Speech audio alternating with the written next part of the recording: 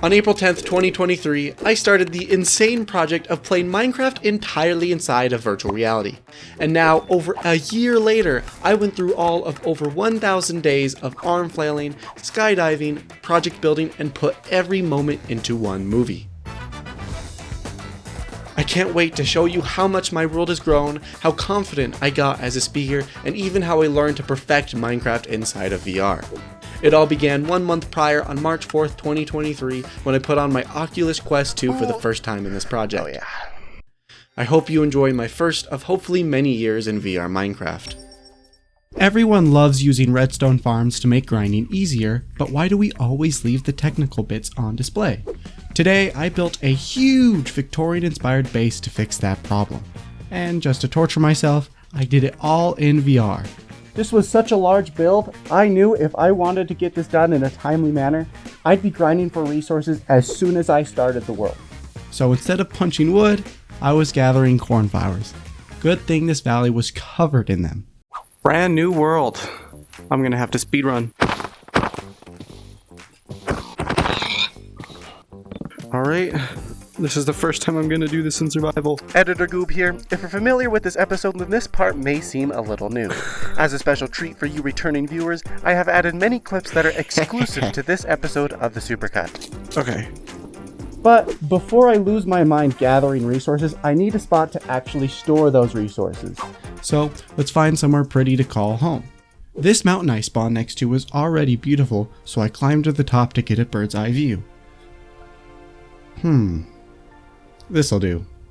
I found a beautiful valley surrounded by stony and snowy peaks, and the great thing is that it's only on the other side of this mountain from spawn. I'm already scheming of how I'm going to decorate this valley. And with any Minecraft world, the first step is a house. And this hill is just calling my name. Then we of course need the industrial district. It will be perfectly snugged into this corner of the valley at the base of this natural waterfall. But we need a way to get from my house to the industrial district without breaking multiple bones.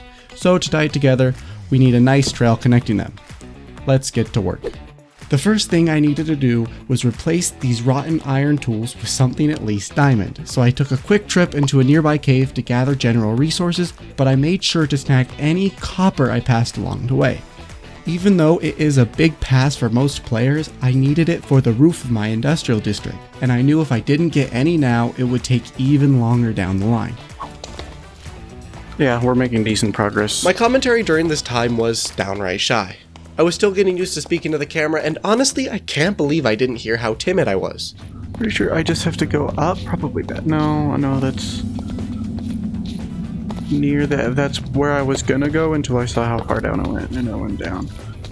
Looking back, I love seeing the progression of past Goober gaining the confidence to speak clearly. Yeah, no, that's a dead end, that's a dead end. Okay, go. Holy crap! I really am gonna have to start ignoring copper in a second here. Drop off our cargo, we'll come back down. Or try to. Also, besides the most recent episode, I had to change all of the music for this movie. I was originally subscribed to Epidemic Sound, but recently switched to Motion Array, so I can no longer use their music in new projects. Honestly, it's nice to have a little do-over when it comes to the music in these early episodes. Once I resurfaced, I smelted and placed all of my copper, covering the valley. And while I was oxidizing, I drafted up a design of my future home in a test world, then began grinding everything I needed. I'm super excited to get building. I was aiming for an orange-purple color palette with a dark log trim and a gradient tossed in the roof. And as you'll find out, I'm a sucker for towers, so I threw in a couple of those before moving inside. Now, I'm not a fan of interior design, but I gotta say I love how this place turned out. I'll be almost literally living here, so I might as well make it cozy. Walking around here in VR really puts how big everything is in perspective. It doesn't seem like it, but I already spent almost 30 hours working on this video, so I wasted no time getting to the trail. I paved a pathway from my front step, say hi to Flower, to the end of this hill, and built a custom pathway and bridge to the base of my future industrial district. And I think I might even add a waterfall passing through this little arch down the line. Though, I left the end of the trail floating so I could easily transition it to whatever design the district would have. Now comes the tough part.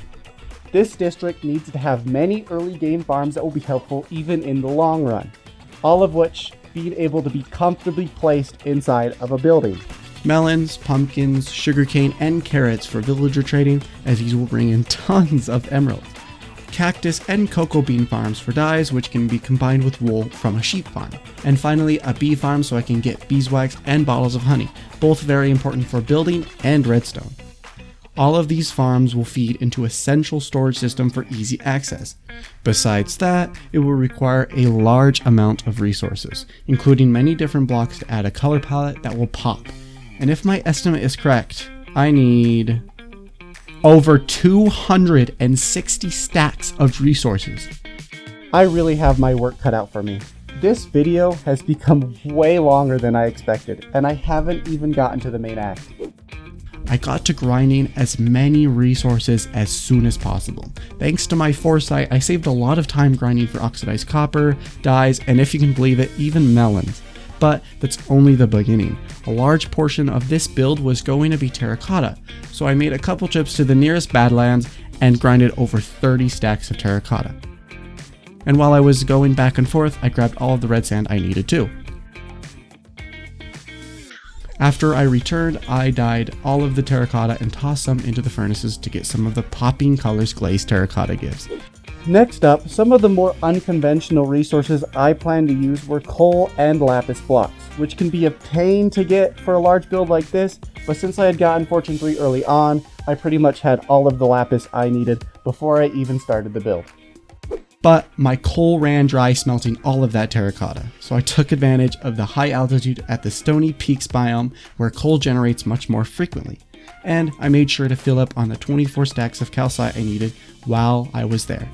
Thank God it generates here because I dreaded the idea of running around looking for geodes all day.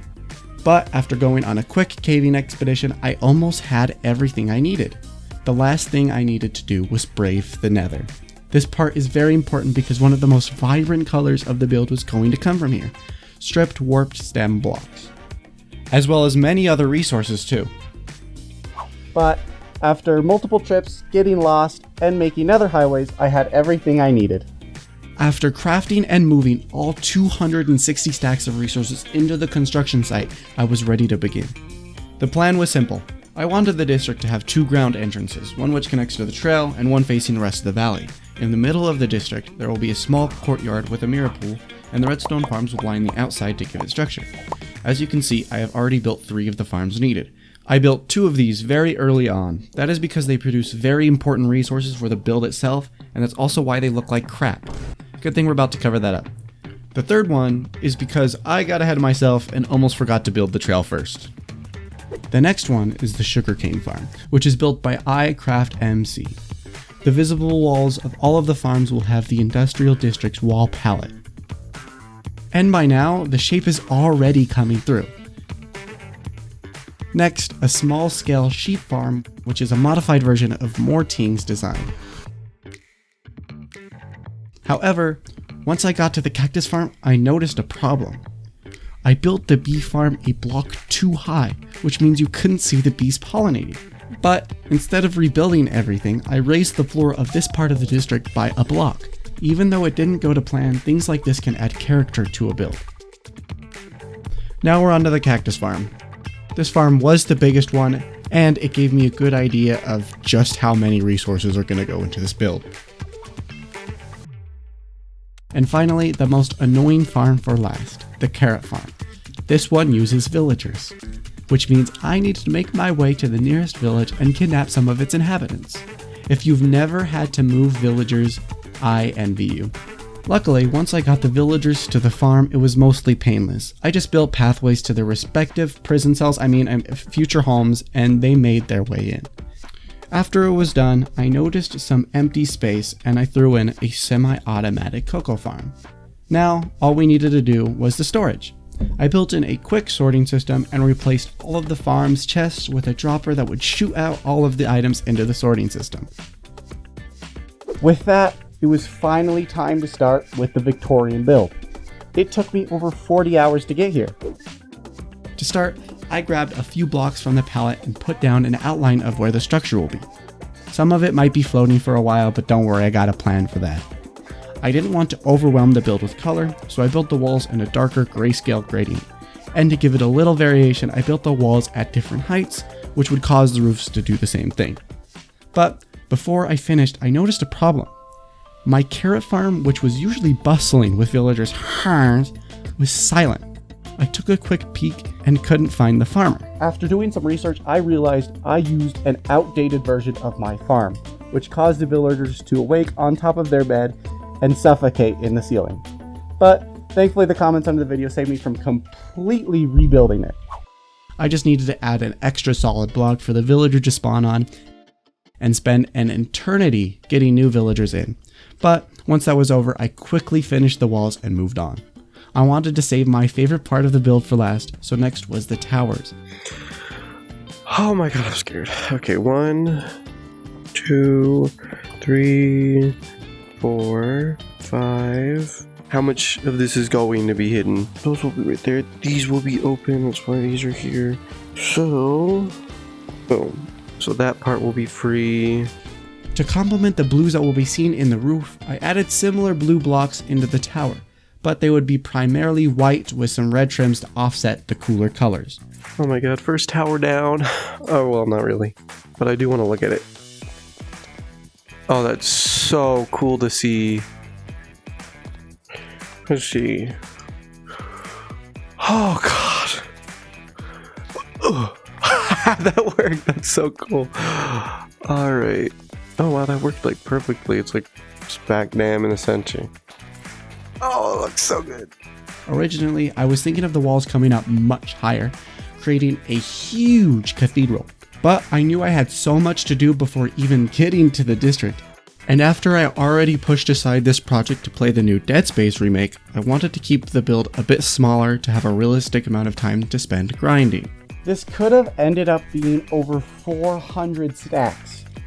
Maybe I'll do something like that in a future episode. Anyway, the towers are done. I definitely didn't die at any point. That was embarrassing. Are you kidding me? Oh, I can't even be mad. That was my own fault entirely. And now we can get to my favorite part of the build, the roof. This was so fun to do because I had so many blocks that were unorthodox for me. I have almost never used copper, melons, or even moss in the roof of my builds, if at all. The copper took preparation that lasted all the way to the beginning of the game. With every milestone I made, I was still taking trips down the hill to refresh the copper. And even then, I was still short of some of the oxidized copper in the end. Oh my god. Okay, now the whole area is going to look a little bit tainted, but for a good cause. But thanks to my handy stone cutter, I vastly underestimated how much weathered copper I would need for its cut counterpart. What? I didn't know that crafting copper into cut copper gives you 4 times as much. What? Oh my god, and I could craft it? I thought you had to place it. Oh my god. So I had some extra to spare and oxidized. Once I was finished with the roof, I realized it looked a little desolate. So I tossed some dormer windows, which I didn't even know had a term until now. But because most of my resource calculations were a bullseye, I barely had any extra to spare for extra dormers or even an extension of the roof on this side. Cursed to be boring, I guess. Anyway, now that the half cathedral is finished, it was time to make it actually accessible. I made the floors a pattern of grays to make it seem like they were blending into the walls. Then I needed some staircases on both of the entrances so I could access my farms from any direction. Once there was something to stand on, I went outside and started adding some windows to fix the flatness of the walls, and I gotta say I like the idea of fake windows. But even with all of this pizzazz, half of the district is still floating. That's not right. So I made a foundation to support it. I used the idea of a rocky plateau-like foundation and made it blocky in the spirit of Minecraft style. This thing is now fully functional and absolutely pretty. But even with everything done, something about the courtyard just feels empty. And I don't mean the pool. The outside view is phenomenal with all of the greens, blues, and reds staring back. But on the inside you don't get to see much of that.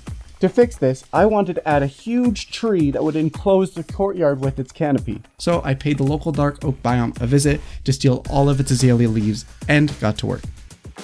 Please check out Meg Ray here on YouTube. I hope I said that right. They're a fantastic builder and their tree design skills inspired this. But getting this done in survival takes its toll. Building all of this without an elytra, shulker boxes, netherite tools, or even a beacon to assist me has certainly been humbling. But I can't wait to see what I can do once I have all of those in my hand. And hopefully the next video won't take over a month to make. Which is what I wish I could say a year later. Nope, every video since then has taken at least a month to make. Anyway, this is the point in episode 1 where I do my outro. My name is Goober. Until next time. But obviously, this is just the beginning of my journey in VR. Now, I need to work on my biggest handicap of that first project. Enchanted books are one of the most important features of Minecraft, and someday I plan to cover this entire mountain range with a sprawling city and decorated redstone farms. But building without enchanted books has been torture. So today I'm building a colorful mountaintop manor to house over 24 villagers. And to tie it off, I'm also going to build a custom forest with cascading waterfalls surrounding the property. All done in virtual reality. But that's a lot of villagers. Why do I need so many? I learned a valuable lesson building a hillside base and a massive industrial district, adding up to over 260 stacks of resources without properly enchanted tools or shulker boxes. So I need as many enchanted books as I can get my hands on. And the first step before I construct any fancy estates is becoming fancy myself. To do that, I need shulker boxes, and this big flying goober is the first step to getting there. I have to take her out before I'm able to make it to those shiny end cities. Let's try that again. What the hell? I'm gonna die again. I thought this was gonna be easier. This is it. Surprised you ain't dead. Okay, he perching again. There we go, it didn't matter. That was harder than I would have liked, but we have a gateway. Let's get moving. I can already see my first end city. But they're not all fun and games. Besides the pink boxes that send you flying, you're not guaranteed an end ship, which is the only way of getting an elytra. And by the looks of it, through a mod I have called Distant Horizons, which lets me see hundreds of chunks with little effect to performance, this city doesn't even have one. Oh my god, there is a ship. Oh my god, it just didn't load. Why did that happen? Distant Horizons simplifies chunk data and textures to save your PC from rendering all those chunks. So sometimes structures become so simplified they disappear. But I'm not complaining. Not only do we get a bunch of shulker boxes and enchanted loot, but an elytra in our first end city. Now that I have an elytra, I just can't stop myself from looting more and more end cities. I think I got more tools than I'll need for a lifetime. But hey, 6 shulkers. At least I got plenty of shulker boxes. Hopefully it'll be enough for the manor. It's time to begin. This manor needs a location. Manors are commonly known to be the main residence in a large estate, owning a lot of land. So a valley completely enclosed by mountains feels like the perfect spot for an estate owner trying to get away from the common folk, such as myself. This will be where I get all my enchanted books, so I want to fit as many villagers in this manor as I can. And then I'll be able to rest easy, not having to worry about getting efficiency, channeling, fortune, breaking through, silk, efficiency 5, sharpness 5, knockback 3, fire aspect. You get the idea. Now that we have somewhere to build the manor, let's get started. I have a pretty hard time choosing a color palette for my builds, so this series has a major focus on experimenting with block palettes and gradients, and this build is no exception. Just to get an idea of what blocks I might use, I'll make a copy of the world and jump into creative mode to play around with the colors. I want the walls to be subtle, but still stand out on their own, so I think I'll go for a nice brown cream gradient, using stripped wood and sandstone. The problem is, after doing some quick math, I realized I'm going to need 12 stacks of each wall block. Meaning for the 2 sandstone variants alone, which take 4 sand per sandstone, I would need 96 stacks of sand. This better be enough. Instead of being smart and making a tree farm, I'm getting all my wood the old-fashioned way. And with the roof, I was going to go with something green or red to pull away from the blues and purples I've worked with in my past 2 builds. But bringing color theory into consideration, the color that would work best with these oranges and yellows in the walls would be blue or purple, again. But come on, it looks too good to change it. I've made up my mind, purple it is. Good thing this trick works in VR. However, purple alone doesn't have a lot of interesting color palettes. It's hard to naturally build towards a white or even a black gradient seamlessly, so to spice up the roof a bit, I mocked up a quick design for a purple-yellow block gradient using unusual blocks like pumpkins and honeycomb. I can't wait to see what this looks like when I build it in survival. I'm paying a visit to my local industrial district, Victory Industries, to get all the pumpkin and honeycomb blocks I need. Then I'll head up the mountain to start scoping out the site. Up to this point, I've been climbing over this mountain every time I wanted to get up to the village estate. But that's stupid. So the next thing to do is carve a tunnel through this mountain, which will lead to the doorstep of the manor, and I'll fill the tunnel with support so it looks like it's meant to last. I'm also paving a path from my current home to the tunnel so I can have easy access to the manor anytime I need enchanted books. And now that we don't have to hike over a mountain to get to the estate anymore, it's time to get building. I'll start by building an outline of the manor itself, which is separated into 3 wings, the first one being on the left, where I'm installing a villager breeder. Because I don't have any villagers right now, I thought that having a breeder running while I built the manor would be the perfect way to fill up the trading hall. Once a villager is ready to be put into the trading hall, all I do is press a button and it sends the villagers through what will be the second floor of the manor into the center wing, which is where I'm building the hall itself. I have this neat idea where I'll transform this walkway where the villagers will use to find their workstations into an indoor balcony, going off of this tutorial by Logical Geek Boy. Because I had no idea what to do with the right wing, I decided to break up the uniformity of the build and make it come forward diagonally. It honestly adds a lot of depth to the build, and I almost want to do something similar to the left wing. Anyway, for the wall of the right wing, I alternated between windows and supports, but after I got to the other side, I wasn't sure what to do. This wing has a hallway and 3 fake rooms, so I wanted 3 big windows for each room. But it just feels off. I'm getting burnt out from this. Instead of forcing myself, I'm going to start building the left wing up, starting with a small tower. All of the blocky shapes are starting to look too uniform, so a tower helps break it up a bit. Then I'll build a flat base of a wall surrounding the rest of the manor, which I'll fill with windows later. After building a second, larger tower, we finally get a taste of what the roof palette looks like. Now it's time to bring that palette to the rest of the manor. Although the front of the right wing was fun to build, installing this roof on a diagonal line is torture. Nothing makes sense here. I think I got it to work, but I might be scarred for life. The rest of the roof is quite simple, thankfully, just repeating triangular shapes. And with snow covering the finished product, I'm like peering through blinds of another galaxy. trippy. Focus. Next are the windows. I am very fond of building windows because they add so much depth to a build. For the first few windows on the left wing, I'll go with something a bit more unique, because the terrain is covering half of the walls on this side. But now that I'm clear of snow, I'm taking the design of the right wing wall and repeating it in this corner. It's going to be hidden and empty back here, so I'm not worried about adding too many details, but I'm still glad with the way it came out.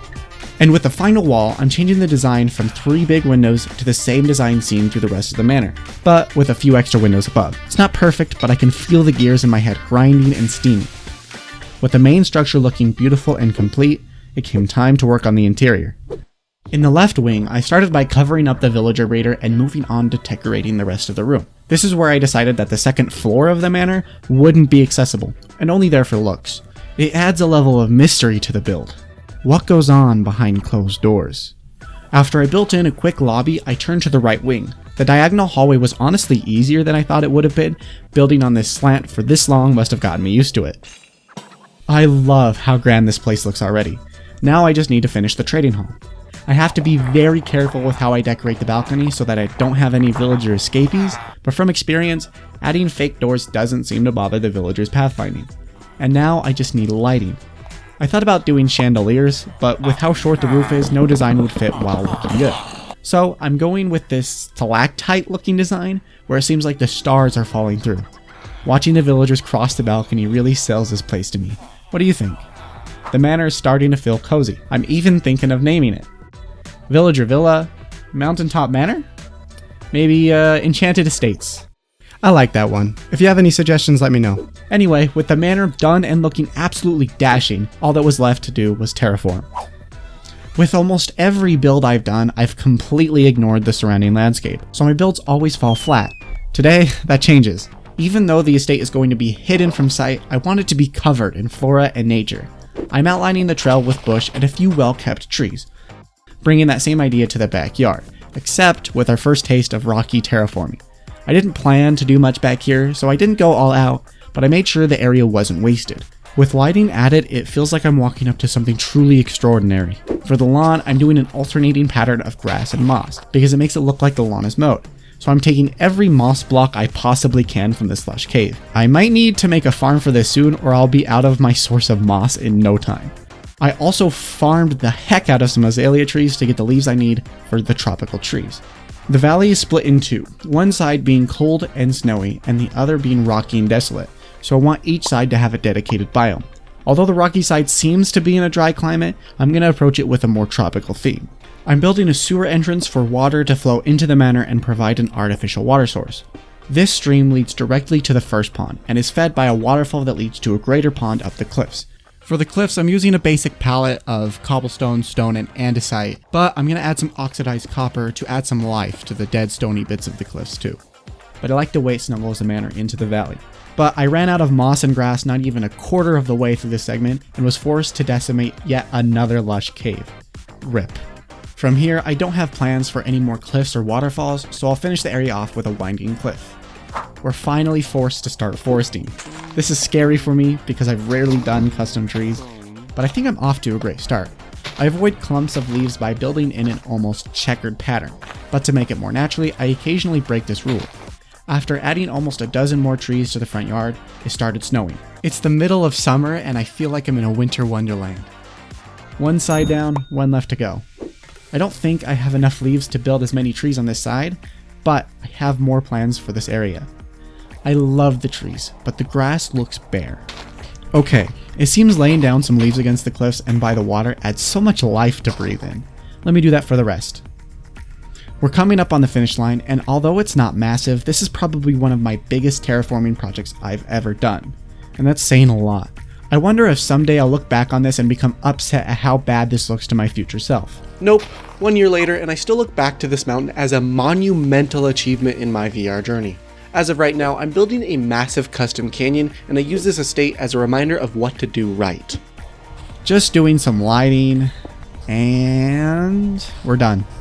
Even though you can't see a thing from outside the valley, I love how this place turned out.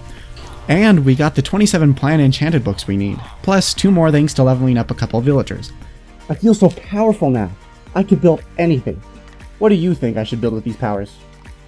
My name is Goober. Until next time. During this time, my editing style went through lots of experimentation. Some videos had lots of 3D tracking, effects, and visual storytelling, and others had almost nothing. But in episode 3, I started using a green screen in my videos, which helped get rid of that horrible distracting background. I've learned a lot looking back through each step of my journey, and I can't wait to use it all to my advantage. But for now, I'm so excited to show you one of my biggest accomplishments inside VR.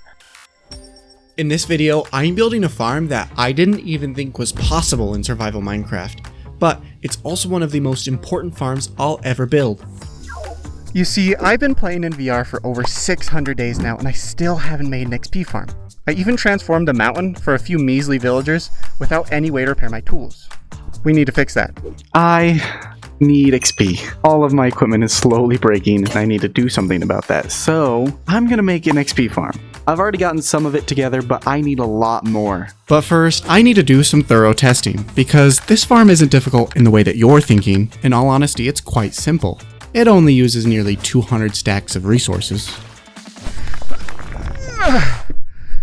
The real problem that I have with this farm is building anything around it. Let me ask you a question. After you're done with a wonderful build for your farm, what happens when the sun sets? So, to fix this, all you have to do is place a couple torches and you're done. Well, this farm is different. It uses Endermen. While I could do the same thing and place torches so Endermen can't spawn where I don't want them to, that ignores one important skill that Endermen excel at. They can teleport. And did you know that there are almost no blocks that Endermen cannot teleport to?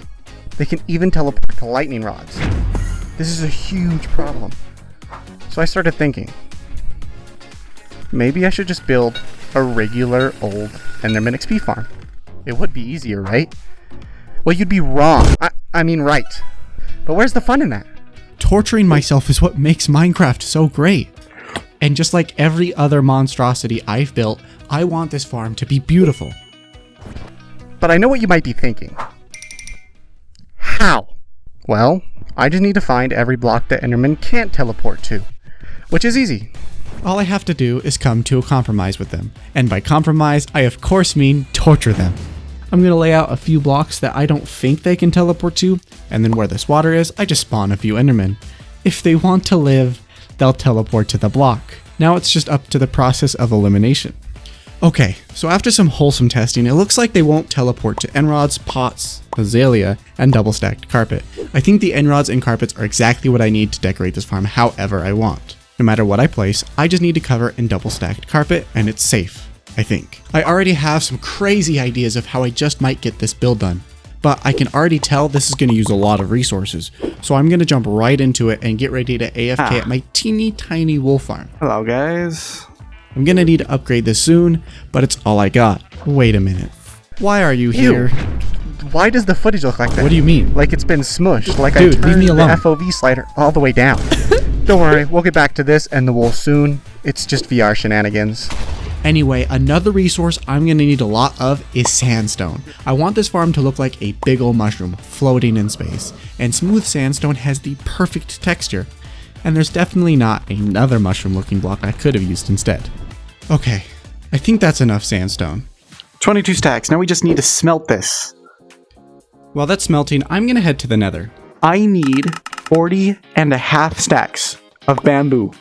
I was stupid and didn't build a bamboo farm with the rest of my industrial district, so I need to find a jungle. Alright, so here we are. Here is the village. I know where we're going. Oh yeah. I had to travel super far to get here, but the new bamboo planks are going to be very important to the mushroom cap. 36, 45. We almost have 6 extra stacks of bamboo. Pit stop at a mangrove swamp to grab all the wood I need. Red is going to have a big theme here. I almost got lost getting home. The more I branch out in the nether, the harder it becomes to navigate. I need to fix this, but I have more important things to do, like getting red mushroom blocks. It wouldn't be a true mushroom without some sort of mushroom-related block, right? Anyway, after gathering a few more shulkers with the footage looking like that, I knew something needed to change. I usually use an ugly way to record because it would have less impact on performance, but if I wanted to get this build done, I knew I just had to fix this. Anyway, back to the grind. I want to see if I got enough wool. This issue would present itself at random throughout the rest of the series. More like I would change the FOV for one shot and then forget to change it back. I really hope this is enough because wool is the single most important resource in the build. And all of this wool is just for carpet. But with all the wool gathered, I'm on my way to the end because there are only 2 resources left that I need. Enrods and weeping vines. Believe it or not, enrods are very important to the build. While carpets keep everything mob-proof, enrods light up the build and truly bring it to life. But that's not the only reason I'm hunting down enrods. This gives me the perfect opportunity to get more shulker boxes while I'm at it. Alright, so we have all 4 stacks of enrods that we need, because there should be a stack in here too, yep. Now we just need to get home. That took a while, but I have everything I need and ended up with 46 shulker shells too. I'm going to quickly drop everything off at home so I can run to the nearest Crimson Forest. I need to grind out the last item on the list before I can get building. I don't know if this forest will be big enough. I mean, I'm gonna need 19 stacks of weeping vines. So, I got to work.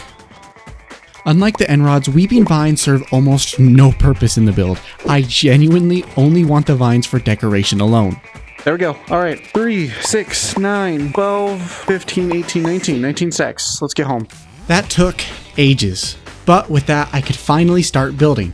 I just gotta get all of my resources together and move to the end. Everything's gonna go wrong. I'm not ready. I'm not ready for this. Here we go. However, when I set up shop, I realized that I have no idea what I'm doing. I'm supposed to build a mushroom covering an Enderman farm without anything breaking, and I can't build organic structures for the life of me. Instead of throwing myself into the void, I built the mushroom in a separate creative world, and used a mod called Lightmatica to show me a ghost of the build in survival. Oh my god, that looks so cool. Before you think it's cheating, Lightmatica doesn't give me any of the resources, and I have to place each block myself. All it does is show me what the build looks like, so I don't mess anything up. and that's super important to me. If I place one block wrong, this whole project tumbles. So I started at the very bottom of the build. Glass. Alright. What? Why did you disappear? Oh, you took my glass, you... Ooh. Having to drop myself 20 blocks into the void is terrifying, but I want the mushroom to have this drippy look, and this is the only way to get that done. I kept accidentally staring Enderman in the eye and almost getting myself killed. I'm sorry, This is really difficult for me, guys. I'm sorry. With that and the impending void below me, I need to be more careful. But next up was the base of the mushroom. I don't have a good spot to place my shulker, so holding them in my inventory is nerve-wracking. But building the killing chamber and the base of the mushroom stem gives me somewhere to stand, and that eases my worries. But while I was building, I noticed something. Oh, some of these are just from the... Oh my god. Some of these are just from the schematic. This was a problem. I didn't realize I left a space for Enderman to spawn in the schematic. But it's an easy fix, right? Wait a minute. If they can only spawn at level 0, then why don't I just light this place up? Silly me. Oh, but I didn't realize just how silly I was. Oh wait, but the thing is like, it's not about them spawning in here. It's about them even being able to teleport here in the first place. Okay, so instead of torches, I filled in the empty space with layers so Enderman would stay out. I continued building up the shaft of the mushroom, but by the time I got to the top, I realized I had a problem. Do you remember when I said that there are almost no blocks that Enderman can't teleport to? Yeah, sandstone is not one of them. So while I've been building, these guys have been slowly turning my mushroom into their campsite. Good thing I knew this would happen, so I'm pulling out some of that handy carpet and kicking them off my farm. I really like this part because after adding a few end rods and extra rings to the shaft, it added so much depth and life to the build. It looks like... I can't say what it looks like. That's starting to look like something devious. So I'm going to save my video from getting taken down and move on to the cap. But this is where things start to get stressful. I'm starting by building the the gills of the mushroom. Here I'm working in a clock pattern so I can build in the end rods at the same time and get it all done in one fell swoop. I know as I place more blocks there would be more opportunities for an Enderman to spawn in, which is fine on its own, but I need to place hundreds of these bamboo blocks, and Enderman spawning while I build the rest of the cap would make it super tedious. So I came up with a plan. Although waiting to build the spawn platform for last sounds like a good idea, so I wouldn't have Endermen constantly spawning where I'm trying to build, it's actually not that smart. Instead, I'm building the spawn platform first. This gives the Enderman a distraction and fills up the mob cap so I can worry about building the rest of the mushroom in peace. I'll start with the outline of the cap to give me an easy platform to build up. However, I apparently never heard of consistency because instead of building the whole thing bottom up like I have for the entire build, I decided it would be better to block in each color. What I mean is that the cap is made up of two colors, red and green, so I'll build up as much red as I can until I'm blocked by green on both sides. Then I'll do the same thing except with the green palette. But it was during this part of the build that I almost lost everything. This is mine now. I was gonna say, is it? After everything I've been through, was I gonna lose it all to this? Oh my god! Oh my god, you don't ever scare me like that again! Oh my god! And by everything, I mean 3 stacks of blocks. But I scared you, didn't I? Oh, that scared me so bad. I put on this elytra thinking, oh, wouldn't it be cool if I had to jump into the void to save my tool or something? I didn't think I'd actually have to jump. After that traumatizing scare out of the way, I carefully filled in the rest of the mushroom cap and moved on to the final step of the build, the weeping vines. We're almost done, but I feel like I should explain myself a little. Here is the skeleton of the farm. It's designed by more Tings. And looking at it like this, you can clearly see why I want to build a mushroom. I mean, it already looks like a bigger version of the Minecraft mushrooms. I probably could have built a design that made it look more like a pillar. That way I would have less of a cap to worry about spawn proofing, but that seemed too easy. Also, once I got the idea of a space mushroom in my head, there was no stopping me. I just got done with the vines, and this is just looking magnificent. It's also completely functional. After some more wholesome testing, there wasn't one Enderman where he wasn't supposed to be, which means this project was successful. However, now that I look at this red and green combination, something's off. Oh, that looks like a certain mob. A new certain mob. The Sniffer. It looks like the Sniffer. I can't believe I just spent the last 3 days building this thing for it to turn out like the Sniffer. I gotta go, guys. Until next time. And as much as I am so proud of myself for the amount of brain use that I had done, this silly little sniffer mushroom is tiny compared to an upcoming project that has been occupying my mind. Hey girlies, I seem to have gotten a little bit ahead of myself. In my VR survival world, I have a thick jungle crammed between two mountains. In this valley, I made a pretty heavy promise in one of my YouTube shorts that I would terraform this crevice into a desert canyon oasis thing. But after doing some heavy testing with the Axiom mod, I realized that doing something of this nature is no cheap task. I'm going to need a lot of concrete powder, terracotta, and even candles for some reason. I'm losing my mind. So, to make that dream a little more palpable, today I'm building a combination of an automatic flower farm and a concrete TNT blast chamber, hooked up to a storage system. First up is preparing for the flower farm, so let's hop into VR. Alright. It is good to be back. First things first is I need to go find that flower forest. Flower, come on! What perfect timing. Are you ready? Ready, Flower? We're gonna go find some flowers. This little guy is Flower. I found him in the first episode of the series. Back then I was a broke, pathetic little guy with big ambitions to build a small industrial district, which ended up as Victory Industries. As you can see, it's filled with color, which was not an easy task to pull off at the time. So, I found the horse, kidnapped him, and used him to search far and wide for the flowers I needed. He was so useful, I didn't let him leave. Today, he's forced to, happily helping me find a good spot for my flower farm. And this should be the flower forest right here. It's so pretty. I'll have to make multiple farms, but for now I only need 2. I need red and yellow flowers. And there should be one right here. I think this area is where I'm going to need to be. So, first things first, let's clear this area. Let's get a blank canvas going to work with. All I need to do is clear enough trees for 2 farms and a future building. So, it shouldn't take that much space. That's probably enough. Goober. At least I'll have enough wood for the sorting system. Alright, let's go home. We have a lot of resources we need to get. That's the next step. I'm assuming I have most of it at my beautiful humble abode, but the rest of it I need to grind out. Grass, bone meal, a dispenser, and some water. The flower farm isn't too complicated, so the concrete blast chamber shouldn't be much different, right? Obsidian, packed ice, dead coral fins, snow. Besides these stupid outliers, I had pretty much everything I needed. Mob drops. Just gotta craft a dispenser, and... I don't have any string. How do I not have 3 string? It's only 3. How do...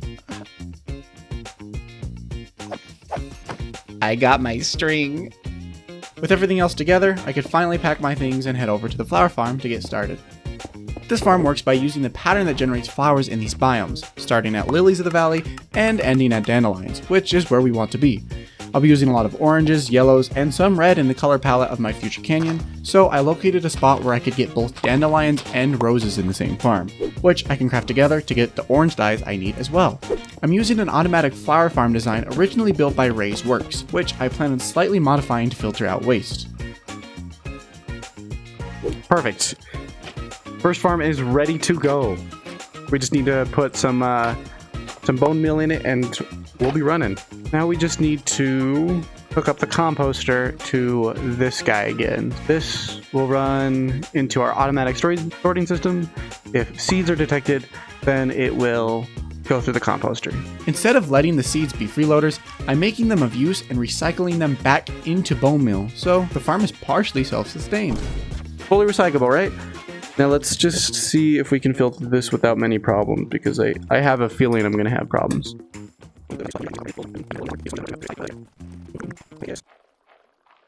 It's not working. Which? I have it in the wrong one? I swear, I do not remember it being that one. How the heck does this work again? Yes! Okay, alright, we figured it out. Let's see if we can make it so that this can be a little bit higher.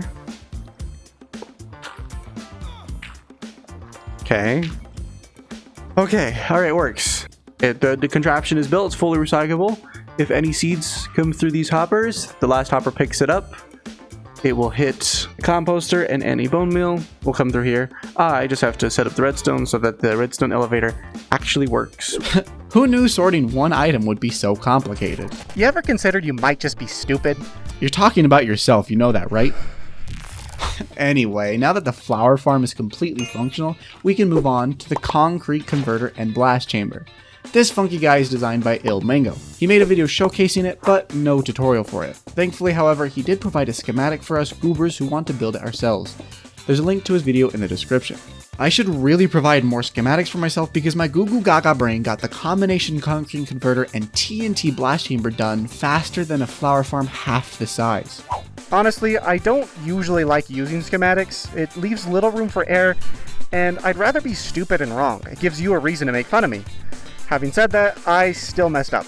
I forgot to put in the water, get the temporary concrete blocks, left a block empty in the item funnel so water spilled everywhere, and had to jump down for blocks I forgot to carry more times than I can count.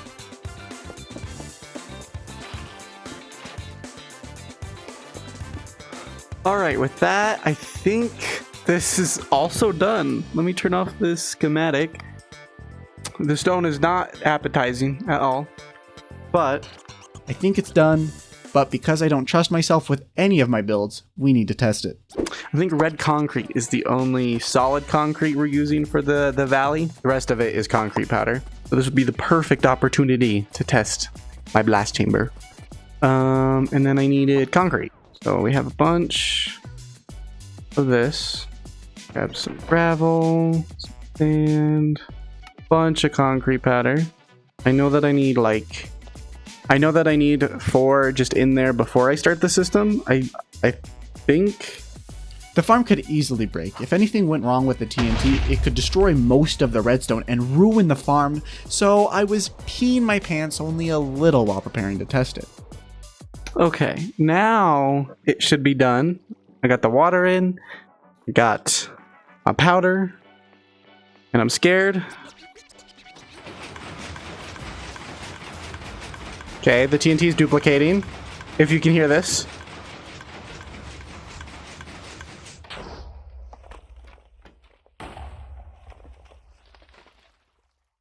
Okay, doesn't look like anything's broken. I saw concrete dropping. It's totally working. It looks like it has quite the feeding loop. So you have to overcompensate by maybe a stack, half stack. Which isn't bad. I mean, when you're doing huge amounts of concrete, that's nothing. Especially when I have a new source of all the dye I'll ever need. The only thing missing from this big skeleton is skinned. That's not what I meant. It needs a roof over its head. Yes, a nice structure to encase my beautiful farms. Because it's so separated from the rest of my valley and builds, I think I want it to be almost alien, covered in vines and brutalist in architecture. However, that's more resources than I can handle for today, which, if you've been watching me for a while, you know that this is almost nothing compared to the sheer scale and dedication to builds I've had in my previous videos. Please forgive me.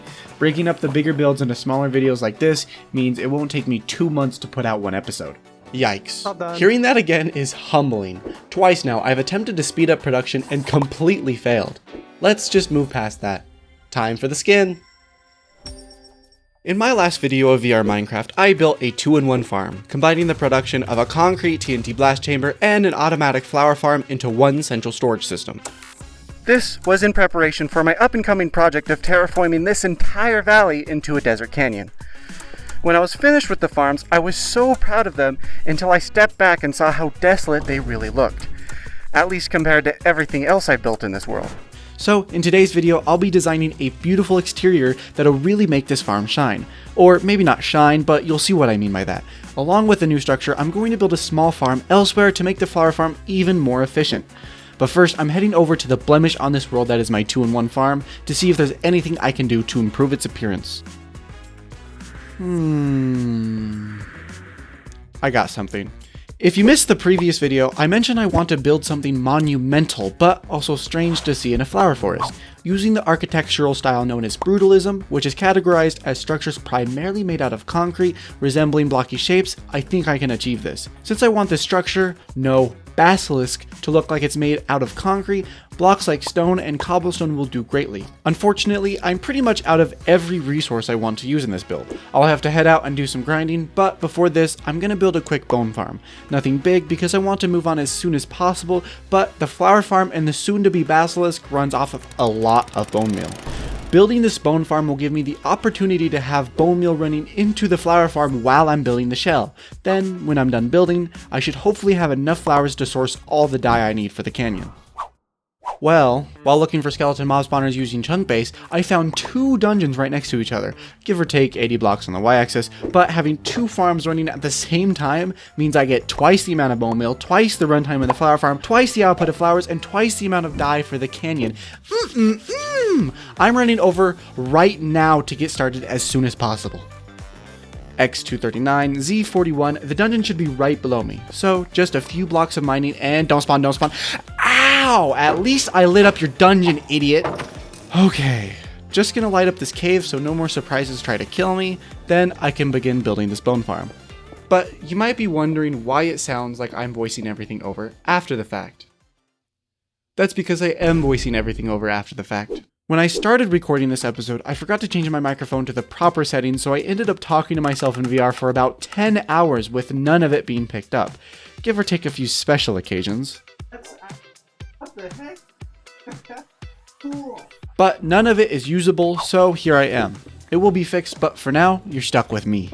Anyway, using this pretty simple design built by Oink Oink on YouTube, I should be able to make this farm in no time. I just have to figure out how to get skeletons from a mob spawner 80 blocks below this one. Wait a minute, would this even work? There goes my hopes and dreams. Looks like we can only build 1 farm. You know what? It's fine. We can just spend more time AFKing if we need more bones. 1 farm will do. I'm done procrastinating. This farm needs to be built regardless of efficiency. Fortunately for me, however, this farm doesn't require many resources. It just needs a bunch of mining done. This is very good news for someone as broke as I am. Only had to take 1 trip home and the farm was done. At this point, all I have to do is get an auto clicker going and I can farm these skeletons as long as I want. While Goober is AFKing there, we have other business to attend to. While the basilisk doesn't have a very complicated palette, it's going to take a significant amount of these resources to actually build it. And like I said before, I have almost none of them. Well, that's not entirely true. I do have some. Maybe if I spread these evenly throughout the build, I'll barely have enough blocks to finish it all in one swoop. Okay, here's what's going to happen. I'm going to take the resources I do have and see how far I get. That'll give me a good estimate on how much more resource gathering I'll have to do from there. Little did I know, this basilisk would require more resources than my tiny goober brain ever expected. First, I need to venture out and get some moss and vines. I don't want the basilisk to be completely gray after all. Armed with a hoe and some shears, I stripped my nearby jungle of as many vines as the shears would allow, then headed through the nether to a lush cave I found to fill up on some moss as well. With everything together, I can finally head to the flower forest and begin the outline of this thing. Unlike many of my previous builds, I don't have a very specific schematic or even a real plan for how I'm going to build this thing. All I know is I want big block with maybe black lines running through it. So I guess let's begin. I'm starting by placing blocks in the places I want corners, almost always keeping the distance between them odd. This helps with creating symmetrical designs later. Now it's time for the worst part. Up. I have almost no clue what I'm going to do here, but I can't keep standing around doing nothing. I want to have as many block shapes as possible, all of different sizes and dimensions. This will give the build a ton of depth without having to spend much effort on detailing. My flower farm doesn't need a huge structure to surround it, but since I know I'll have to build something monstrous for the concrete blast chamber, I'm going to exaggerate the size of this farm so it doesn't look completely one-sided in the end. Done with the flower farm side, I have nothing else to distract me from working on the scariest part of the build. I already know the concrete blast chamber is going to be very tall, so I'm just going to start stacking up and try not to think about it. Although I can easily stop building after getting above the blast chamber itself, I got a little carried away and just kept getting higher. Then, just like with the flower farm, I'm giving the peak of this farm a slant as well, except a lot steeper. Although I can't decide on which slant I like the most, but I'm going with one that doesn't make the tower so tall that it'll be impossible to build, but still tall enough to give it a striking appearance. Okay, that's enough. Wow. With the outline done, we have a great look at what the silhouette of the final product is going to look like. All I have to do now is fill in these walls, which does not sound like a very fun task. But At least I get to finally mess with the color palette. From the vision in my head and a small test I did in creative, I was going to do a very predictable and obvious pattern. However, with the small sample I built, it just didn't seem very appetizing. I knew I wanted to throw in moss and vines into the build, so it gave the impression that the basilisk had been here ages and that nature has taken over. But even with the moss and cobblestone, the stone area felt completely blank. So my next idea is to take the moss and mossy cobble pattern from before, then have a grainy pattern of cobblestone and stone for the rest of the walls. This also is not looking great. It's too broken up and very messy. My final and decidedly best plan is to do the original palette, except instead of a flat stone wall, I mixed andesite into it, hopefully giving it some life.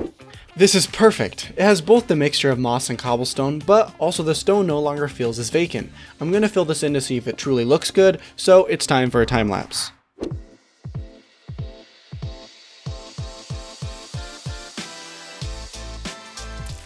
Thankfully, once this time lapse comes to an end, my past self will have finally grown a brain cell and fixed the microphone issue I mentioned earlier.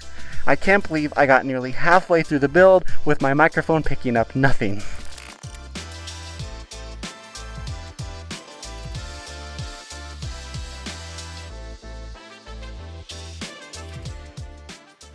So, nothing was heard in the slightest. So, I apologize if that was a little rushed and hard to watch. Hopefully my fabulous editing skills helped with that a little bit. I'm liking this so far. I'm thinking about adding maybe another cube up there that runs across so it has an extra shadow down here. More vines. I think I also need to get a lot of string so the vines don't outgrow like they are right now. But so far so good. We're just going to need squares everywhere. Alright, but we ran out of cobblestone. Embarrassing. So let's go back. Let's get some more cobblestone. Alright, we have a plan. Just like I thought, there was no way the amount of resources I started with was going to be enough to get through this structure. Not only did I run out of cobblestone, but my andesite supply was also starting to run out. Alright, so return back down to the mines. We need a bunch of cobblestone. I have no idea how much we're going to need, but I left the shulker boxes. I'm really smart, so I can only fit my inventory. Back at the house, I've been tunneling in a nearby cave system for no real reason. Almost like a mole rat, except at least they do it for a home, food, and use it as a toilet. I'm only doing it to collect stone. Well, hello, Skulk. You're always fun to run into. This is really tense because while I'm mining all of this stone, there is some Skulk above me, and I can hear the little sensors going off. As I was getting the last few blocks of cobblestone, I started planning on how I can make up for my mistake of bringing no shulkers. Okay, so I'll finish getting the cobblestone, which is literally like 20 more. I'll ride over to the building, grab the shulker box, fill it up with this cobblestone, grab the other shulker box, come back, fill that one up with cobblestone, and then we'll just get as much moss as we need. Oh, that's a lot of moss, or not moss, we'll get as much vines as we need, which is a lot of vines. Oh my god, I just thought about that. Did not realize how much cobblestone this thing needed. Yikes. Alright, let's head back to the building. Clearly, this build is taking a toll on me. My poor calculations earlier have required me to run back and forth for resources more times than I'd like, and it's causing me to lose patience with the basilisk. But these mistakes have given me a better understanding of what I'll need to finish this project. I'll bring bull shulkers so I can fill it up properly. Okay, another trip back home. I have to. There's so much riding for this video. And not that kind of riding. Don't listen to me. Another trip home to fill up a shulker box with cobblestone and the other with vines. I regret every life decision that has brought me to this point. I just got back, grabbed a bunch of shears so I can get a ton of vines. Because damn, I really underestimated the amount of vines I might need for this build. By the end of this video, I might have taken enough vines to alter the ecosystem of this jungle. You know, if the animals did more than look at me with those blank eyes. With the jungle's vines taken and hopefully enough to get me through the rest of this build, I went back to the cave below my house to get the last of the cobble I needed, then rode Flower back to the basilisk. The big part I'm worried about... Oh, the sun's going down. Let me sleep before I start dying. As I was saying before I was rudely interrupted by time, I'm really worried about this one. It's a lot bigger than all the rest of them, and I needed to refill multiple times just to get this part of the wall done, so We'll see how this goes. This time around, it was looking really promising. The surface area of these walls are staggering when compared to the rest of the basilisk, but the last resource run I did seems to have been nearly perfect for my cobblestone supply. However, my andesite seems to be running low. It'll be fine. Compared to how much of this I've already built, I really shouldn't need that much more andesite. This wall has gone really well for resources. I haven't used that many, at least not as much as I was worried I would. But this wall, this big square wall is flat and it's wide and it's huge and it goes all the way to the top. That might screw me over. And then, not even gonna mention this wall. Alright, I guess I'll do a quick time lapse. I'm a little worried.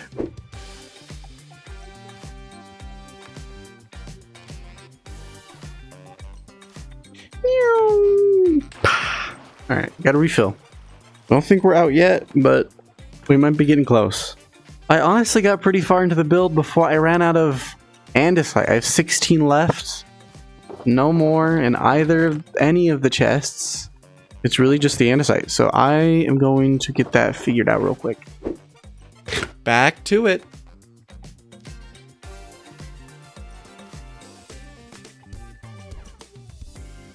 Oh, okay, this wall is done. Wow, we actually kind of made it. We literally only need to put in this roof and this roof, and the only reason I didn't do it was because I was worried about things spawning places that they shouldn't, like down here, which I will quickly run down and fix.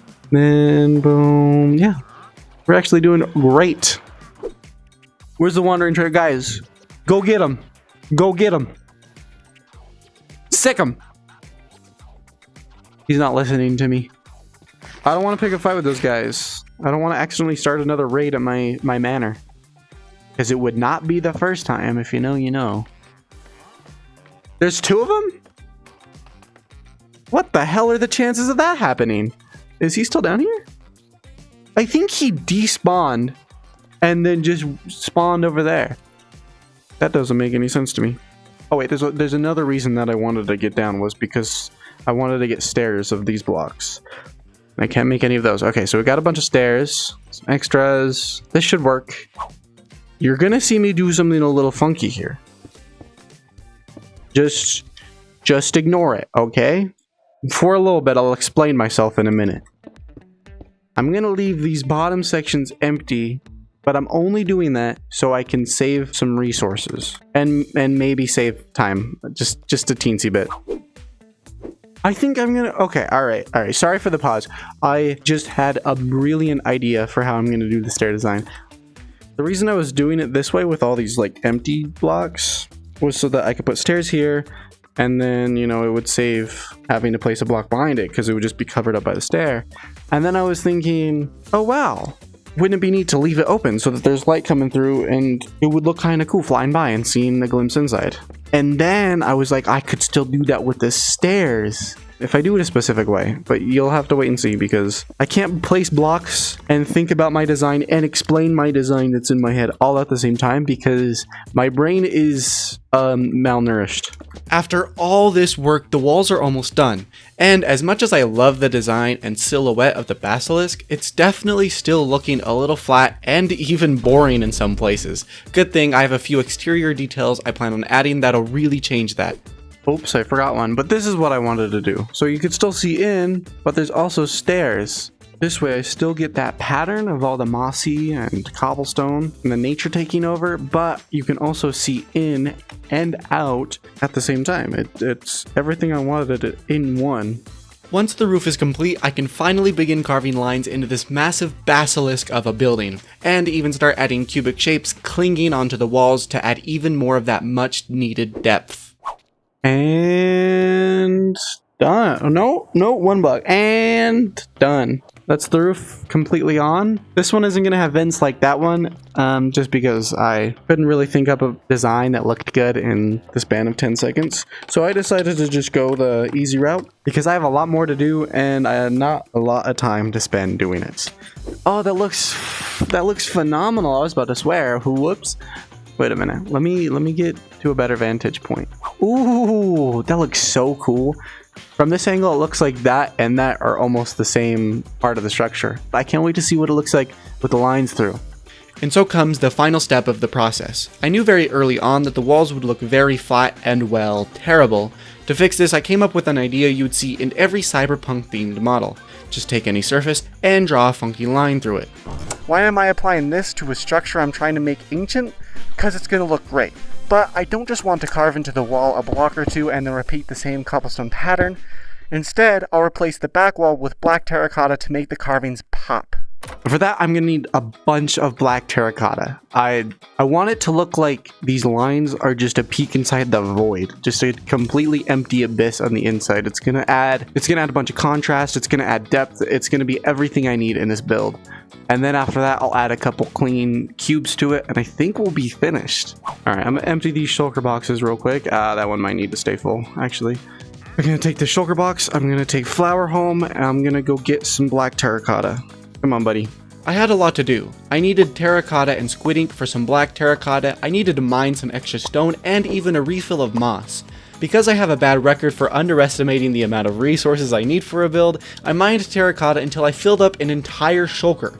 There's no way I'll use the entire 27 stacks, but I'd rather be safe than sorry. I killed some squids for the ink, then went home where I was pleasantly surprised by a ton of extra moss. Okay, I have a bunch of moss still. That is really relieving, actually. All I needed now was stone. If you have a keen eye, you might have noticed my pickaxe's durability slowly dwindling throughout this video. And after mining all that terracotta, it's on its last legs. Instead of repairing it at my recently built XP farm, however, I decided to try to mine all of the stone I needed before repairing it. All right. Please don't break. Okay, I did it. We have all of our moss. We have all of our terracotta. Now I can go to the end, repair my tools, and finish this building once and for all. Oh, I'm so proud of this thing. You can see all the ender pearls getting dispensed from it because this thing fills up so fast. All right. With my tools repaired and a surplus of resources, there are finally no obstacles to stop me from finishing this basilisk. The next step is to plan out and carve the lines into the wall. So I want one up there. I'll probably have one here. All right, let's do a little test run. Let's see what we can do with what we have. Okay, I thought something like this would happen. So what I did is I built the walls too small, so I can't have any of the lines to be exactly here. It has to avoid this. Yeah, that was a silly mistake of mine. This one won't be complicated then. We'll just do... Okay, I'll cover this up, and then I'll just go around the side of the building. And then we can go up a couple blocks, and then continue here, and stop here. So now, come in a couple blocks, and around here is where we'll have the black terracotta come in. Now you can see what I was trying to explain earlier with the black terracotta giving a much darker shadow for the carvings. That took a lot of terracotta. But now we have this little inset. Oh my god, that's perfect. God, that's amazing. And then we'll have some vines covering parts of it. But this is delightful. Now it's just time to repeat this around the entire structure. Let me just go find places that I want this as well.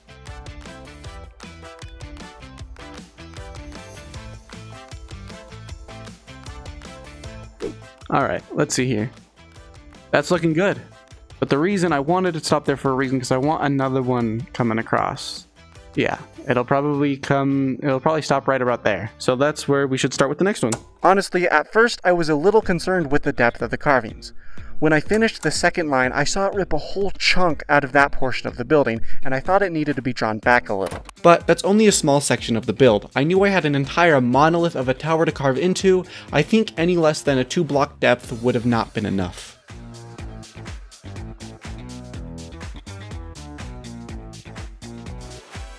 Alright, that was the last line, I think. I have to fix that because apparently I'm bad at placing blocks.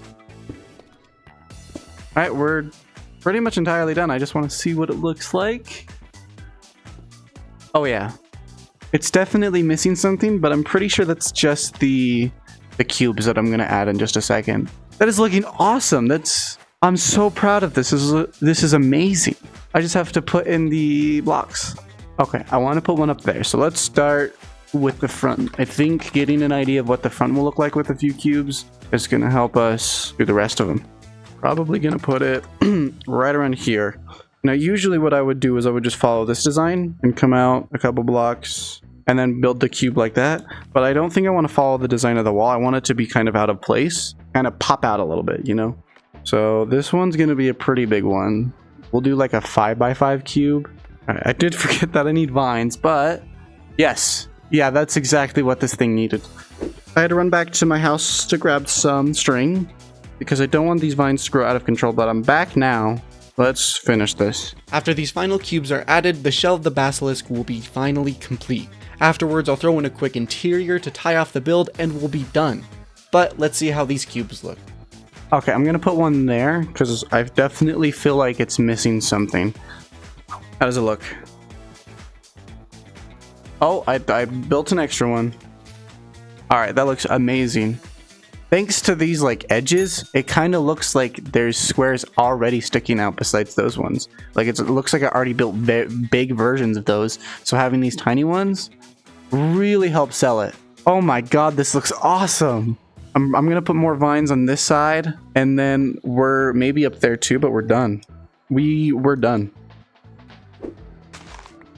Okay, just AFK for a second so that I could let all this grow, and it looks amazing. Thought I heard a creeper. Oh my god! I do think I need some more up there, but I kind of ran out of vines. There is a creeper anyway. Come here. Okay, that guy's dealt with. Oh, that looks so good. Now that this beautiful thing is done, I can show you how many flowers we got from this while I was running. I did run out pretty early, the bone meal, but it was going for a while. Let's see what we got. Oh my god! Oh my god, that's so many! That's 2 chests full! 2 double chests full of flowers!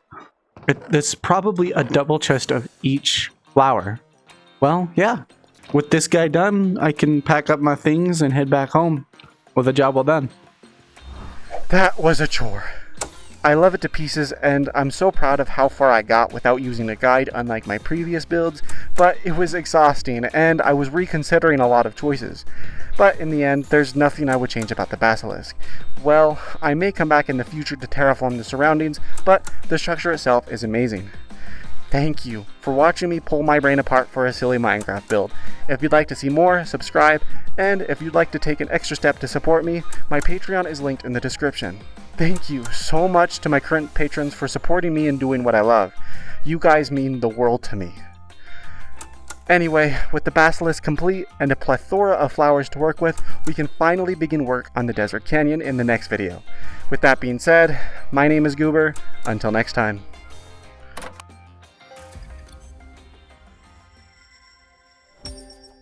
Terraforming is one of the most impressive skills to have in Minecraft, but it's also one of the hardest to perfect. A skill that I've been painfully ignoring since starting this world. But after building a small yet pretty biome for my village sanctuary, I think it's time for me to finally try my hand at properly terraforming, all inside virtual reality. There we go. Oh yeah. And I've been eyeing the perfect spot for this kind of challenge. Near my base, I have a beautiful jungle valley full of flora and life, which means I must gut it, cover it with a new biome, and erase what was here before. No, I plan to improve this valley by converting it into a desert canyon, complete with housing to shield villages from the heat, dry flora, and you can't forget the circles and spikes. But we've got a lot of work to do, so welcome to part 1 of this VR terraforming project. Alright, Goobs and Gabs, it's time to finally begin the obscene project of terraforming this valley into a desert canyon. And now that most of the hurdles are out of the way, I can finally begin working on this disgusting thing. Let's head over and see what we can do. Here it is, the jungle valley. Pretty soon here, this whole thing will look completely different. I guess this is where the next few weeks of my life are going to be. So, I'm just realizing that during the preparation for this, there's one crucial stage that I forgot to account for. And that is that I need to remove everything here. I need the jungle, the oak, the bamboo, the birch. Anything that isn't the ground itself needs to be uprooted ASAP. So let's get to work. In my preparation, I was so caught up on finally starting this canyon that I completely forgot about all this clutter that needs to be removed before any blocks can be placed. Alright, that whole process of clearing out this entire valley of all the beautiful plant life took an entire day. And then I got sick. So I'm back again, coming up from a cold. But with that being said, we do have the terracotta. So with an entire week having passed, let's finally get started building this thing. And unsurprisingly, I am already running into my first problem. Where do I start? Nothing about the surroundings is really screaming, put a desert canyon here. So how am I going to make a biome that is the complete opposite of this tropical valley look like it belongs? Well, there's not much I can do if there's no canyon here to work with. So I just gotta force myself to begin. With 2 shulkers full of terracotta, I just needed to find a good place to start. I think if we start here, we could do something. I'm so scared. The first lines I build here are going to determine where the entire canyon rests, so if these lines look wrong and I don't catch it now, the finished product will be worthless. But this canyon is going to be massive, so to make my job a little less overwhelming, for now I'll only be focusing on the left side of the canyon. Second line is in. Let me go see. From here, I don't like this. I don't like this curve that I did. Let me go back up here. All right, let me lift my hands up so that they're not in the way. Yeah, I think I have to smooth that up a bit, but otherwise it's pretty good. Let me smooth this out a little bit. Or boom. Okay, I think that's much better. I'm gonna lead this into the... This is not gonna be enough for the skeleton. I'm gonna lead this terracotta into the hill so it actually gives us proper shape. And we can see where to merge the canyon with its surroundings. But now that I have a couple guidelines in, I can start forming the canyon up the mountain, which will determine where each ledge of the canyon will be. These ledges are here to give us pathways into other parts of the canyon. Okay, I'm already liking this. I'm gonna go up there again and have it curve into the hill. Oh, actually, wait, since I know this is gonna be here, I'm gonna start building the circles I was just talking about. All right, so this is already pretty even with the ground. So we're gonna start with a circle here. I'm really bad at circles, so you're not gonna believe this, but I'm gonna pull up a diagram. It's 5 on each side and then 2 ones. Got it. All right. And then down the line, I'm gonna fill these in, so they're gonna look like cylinders coming out of the ground. But the problem is that how will I be able to get up the hill like this? By placing these little cylinders everywhere, including areas like this, stacked on each other multiple times to give me an easy way up the cliffside. Yeah. It doesn't look great as a canyon. This is this is looking so stupid as a canyon. But this is only the beginning. I have even more circles to add. While doing that, I also took the time here to adjust some of the cliff ledges. This way, I can have a little more wiggle room for the future pathways. This is already starting to look amazing. All right, I'm gonna go pick up these terracotta blocks and continue with this cliff over here. I think I have to stop focusing on these circles because they're gonna be dotted. Is it already setting again? They're gonna be dotted all over the place. So I'm gonna worry about building the canyon and only the canyon. And when I'm satisfied with the shape of the canyon, I'll do the circles. And I know, the circles sound like a big gamble. Random isometric shapes poking out of the natural terrain doesn't seem very appealing, but this isn't my first rodeo. In preparation for this migraine of a project, I made a copy of this world and used a wonderful mod known as Axiom to shape a prototype canyon into this valley. Even though it's very unfinished, this test conveys the kind of idea we'll be getting when we finish the genuine version.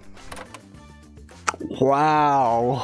Oh, I'm loving it already. Okay, when I build this right cliff, I have to remember I want this window to still be here. So I'm going to try to have the right one hug that mountain. Because the sun rises in this valley and it's so pretty, I don't want to lose that. So I continued the base set of ledges deeper into the valley, but you've probably noticed by now that I'm not building the canyon as a whole. Rather, I'm leaving these weird outlines all over the valley. Although I plan on filling them in right now, I need to make sure the entire canyon looks good before I do, because if I filled it in and it looked terrible, I'd either have to dig up thousands of blocks to fix it, or be lazy and live with a disgusting canyon. Instead, I'm building a skeleton of the canyon so I won't have to do either. Okay, I think I'm done with this base layer. It is really wide for what would be a ravine, but what I'm planning to do is adding like a canyon island, like right here in the center there's going to be another canyon going up. So it'll fill in the empty space I have in the middle here, here and give the canyon a really unique view. But now with that done, we can start moving upwards. I think we're gonna go up a block and then down a block, and we're gonna kind of stay in the same level for this guy. This canyon is going to need a lot of these flat edges to build future houses on, because this canyon isn't just here for looks. No, I plan to fill this canyon with a sprawling village full of my best farmer villagers. Because even though I've had this world for nearly a year, I have yet to build a replenishable source of food. I even had to trade for more golden carrots from 2 farmer villagers that are meant for breeding, not trading. All right, see you guys later. With my food storage empty, this canyon couldn't have come at a better time. Oh, this one's too much. Yeah, I'm gonna bring this in real quick. This is why I like building, this is why I wanted to build in a skeleton. I did not like this hill, since I just had this outline here. It's super easy to get rid of. I'm gonna start it more over there and in, because even this guy's sticking out too much.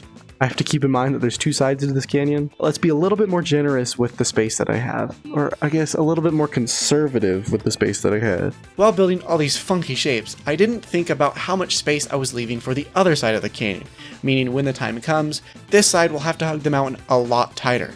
But if I need more space, I'm no stranger when it comes to mining. Okay, down to my last inventory full of terracotta. At this point, I don't even know exactly what I'm doing. My brain has gone on complete autopilot. I'm just hoping what I do ends up looking good.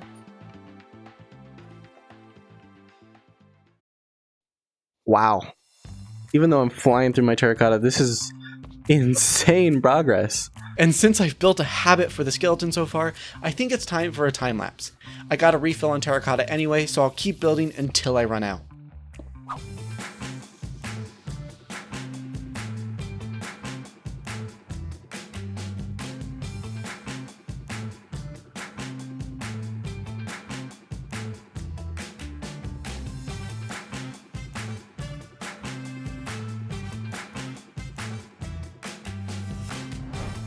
Boom, boom.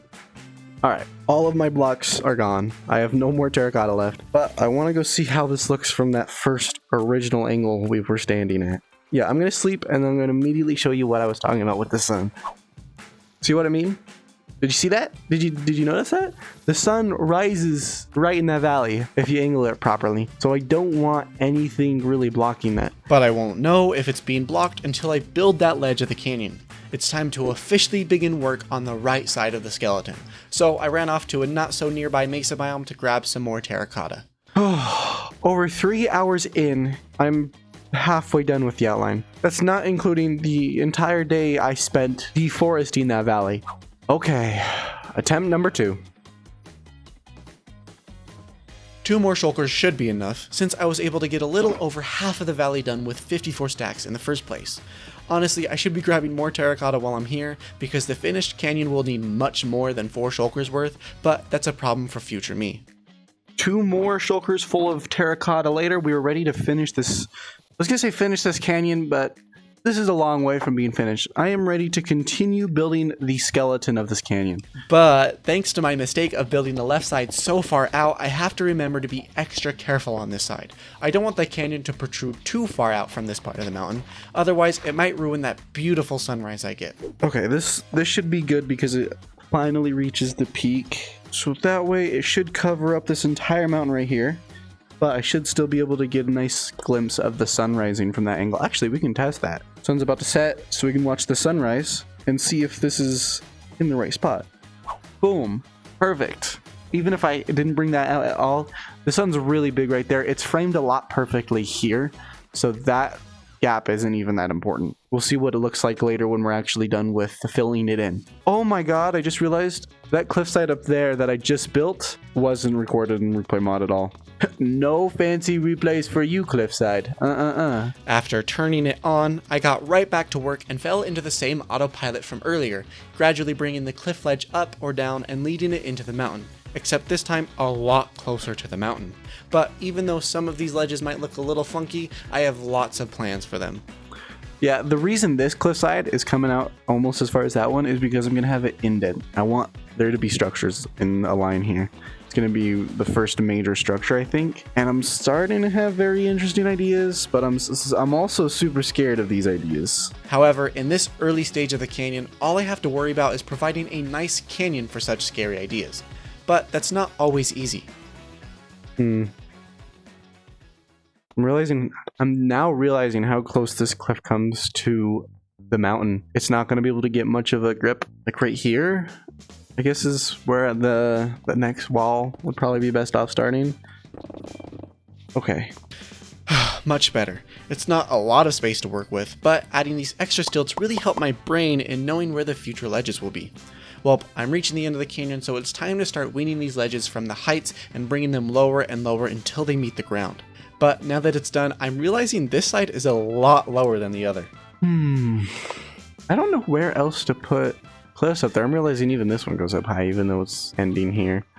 Yikes. I'm gonna maybe see if there's a better option here. Because why is there a humongous cliff here if it ends there? I'm putting another cliff here because I'm realizing that the whole entire biome is supposed to end here in this area.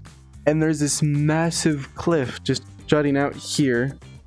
So there's gonna be a space of cliff, grass, cliff. I'll put a cliff here. I'll probably add a few cylinders down here to transition it. That feels a lot better than what I was doing earlier. And once I finish fixing this side of the canyon, the main skeleton will be finished. Then I can work on adding the centerpiece for this giant valley. Okay, nice big tall cliff there. We'll have a cylinder here.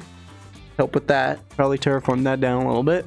But anyway, the good news is that I have an entire shulker of terracotta for the circles and for this middle island. I don't know if I'll do a middle island, or at least a big one, because with all the cliffs in place, I don't think I have as much space as I thought I did.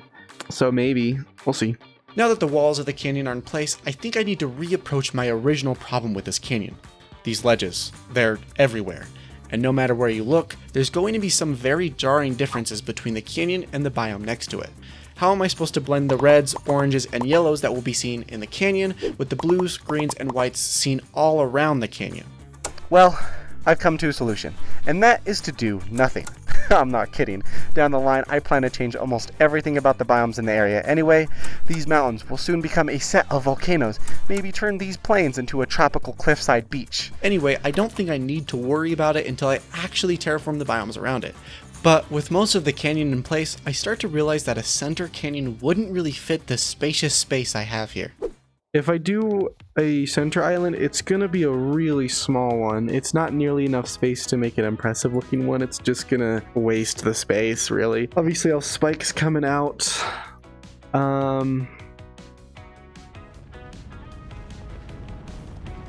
Yeah, all right.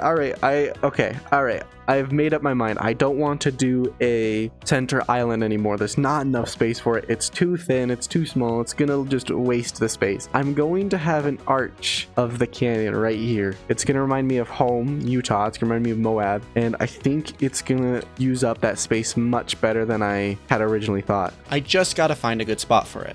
This ledge right here is sitting at the perfect height for a striking arch. And this part's already extending out, so I think right here would be a perfect spot to have it. How does that look? It's obviously too flat. This whole thing's flat. I'm just realizing this entire cliff is flat. Yikes. Okay, so we're gonna have this come down. So I can meet this tall side of the arch with the lower set of canyons down here. Okay, alright, before I build any more, because I'm really scared I'm ruining this thing. I wanna see how it looks. Yeah, I like the curve down, it's not too extreme. And I'm thinking I'm gonna change this cliff a little bit, just so this can connect up with it. Because right now, the arch of the canyon is going nowhere. But after adding the second line of the arch, we're left with this. Oh yeah, that line's super solid. And then if we look at it from head on, oh yeah, that's nice. Now the only thing is creating the actual arch itself. We have the bridge. Oh, and then we have to create the arch, which it shouldn't be too difficult. It's really just going to be picking where we want it to start in the wall, which for this one, probably around right here is going to work perfectly. I'll be honest, I had no idea what I was doing here. Even after building a dozen circles, I couldn't tell how far to bring in these arches to make them look sturdy enough to support the weight of the entire arch. Oh, wow, from below it looks so cool. Oh, it got really loud there for a second. Oh my god. I knew it. I knew an arch would be perfect for this. I knew bridges would look really nice. Even like a suspension bridge here would look nice, but an arch A natural bridge? Even better. But let's get these final 2 arch supports in before I get too ahead of myself. Okay, I think that's good, but let's get a real good view of this. I want to look at it from the other side. I saw it from that side, now I want to see it from this side.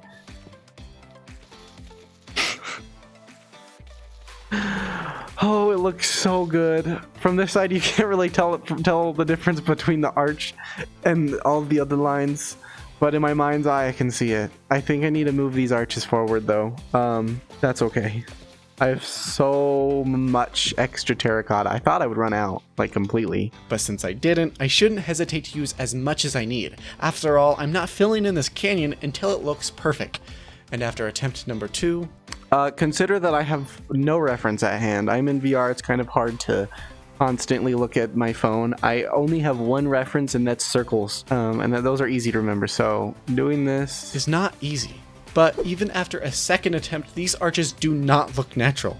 So I'm thinking of just starting it on this ledge. It's really far forwards, but I think it'll make the canyon look like it's being properly supported. Since that one is, I'm assuming, good now, finally, let's head over here and make this one good.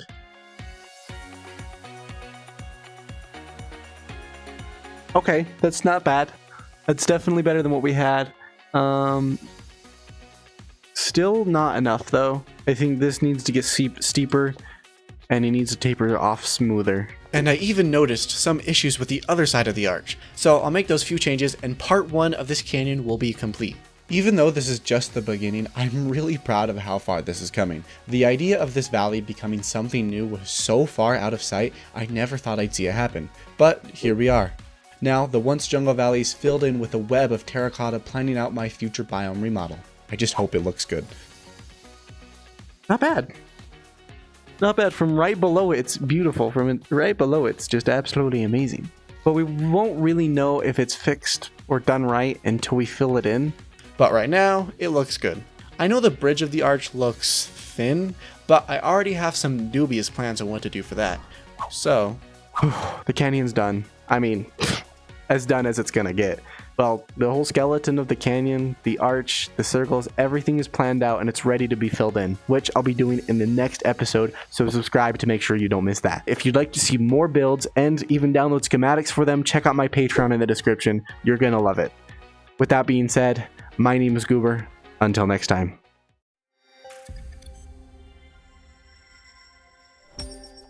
This is a canyon, or at least it's the skeleton of a canyon, planning out the massive custom biome transformation that used to be just a humble jungle biome. But after 4 months of preparation, material gathering, and building, we're left with this, a giant but empty outline of what is supposed to be a canyon that is just begging to be filled in. And the first thing we need for that is a bunch of nether bricks. The plan is to start near the bottom of these cliff sides with dark colors and work our way up to lighter colors. But before that, I'm gonna go empty my inventory because last time I really did not want to do anything when I finished that skeleton. 2 empty shulkers. I'm gonna keep these on me though. I do want to get another shulker or even a few. Alright, I'm gonna go repair my pickaxe and we can start getting this nether brick. And not only nether bricks, but 4 other blocks to perfect this warm and dark color palette. Let's do this. So I need my tools in tip-top shape if I want to make a dent in the massive amount of blocks I'll need for the final product. Let's get it repaired. Perfect. Let's get out of there. Which, after doing some math, comes out to about 35,000 blocks, and that's just counting the walls. At least today, I'll only need to worry about the first layer. I did 4 shulkers of terracotta for the skeleton of the canyon.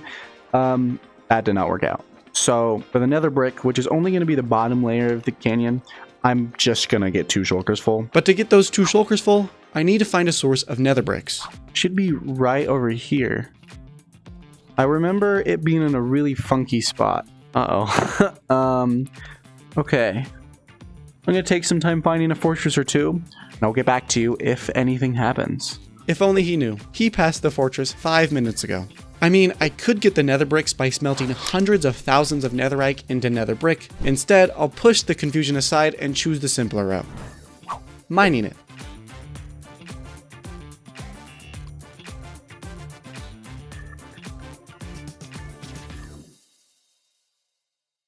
We now have 2 shulkers of nether brick, thank God. Next up, while I'm still in the nether, I want to get netherrack, which actually, ironically enough, is the next block in the dark part of the color palette. So I don't think I can get the full 2 shulkers because my pickaxe is already starting to get low, but we'll see what we can do. Okay, I've been mining some netherrack for a bit. I got a decent amount already, but my pickaxe, like I predicted, is almost broken. So alright, just got my pick repaired for the second time. Let's finish getting this netherrack and see if we can't get some netherite too. Ooh, what the? A 3 vein of debris? Oh my god! This is like finding diamonds for the first time.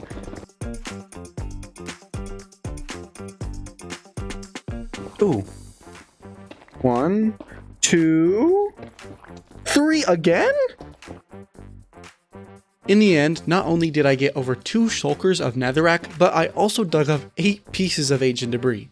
Considering I don't have any netherite tools yet, these will be very useful. But now that I'm done, alright, that is the second shulker full.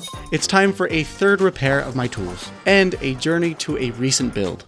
Alright, I've stopped at the basilisk, the amazing, beautiful basilisk that I built in episode 5 because I'm in need of some flowers. And this thing doesn't just give me flowers, no, this thing also deals with concrete. But the concrete's not what I'm here for. I'm here for the flower farm part of it. And boy, has the flower farm been flawless. I only ran it once, and that was while I was building the rest of the basilisk. And that alone was enough to produce all these flowers. So let's get about a shulker full. I can't imagine needing more than this, but you never know. Okay, I need a bunch of these flowers for dyes because the next blocks we're going to use in the canyon are red terracotta, orange terracotta, and a couple concrete powders. Although the concrete powders won't come into play until the next episode, we do need to get that terracotta. So I dropped flour off back at home, went to the nether, and ventured the 1,000 block walk to the nearest mesa biome. Okay, after a little bit of lag, I made it to the mesa biome. I've brought 5 shulkers just for terracotta. I don't think it's going to be enough, but 5 shulkers is a good place to start. I'll be honest, this was the least exciting part of the grind for me, considering I wasn't mining as fast as I could. There's no beacon. I am not insta-mining any of this. I still haven't fought the wither or even gathered the 3 skulls needed, so I thought filling up 5 shulkers worth of terracotta now would be fine. 1 shulker full. Oh my goodness. I really wish I had a beacon right now.